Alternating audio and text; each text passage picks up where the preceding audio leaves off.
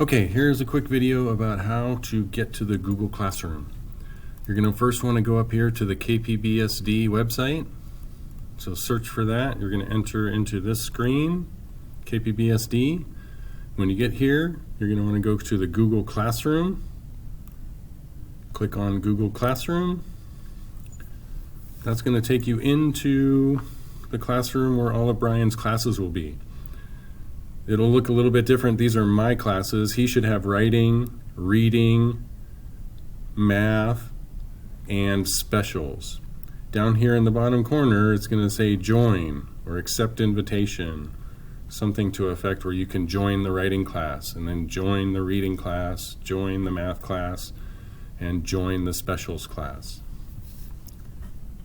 Once you're in there and have joined that, you'll be in the writing class. To come to the Google Meetings, he's just going to click this link, the Meet link right here.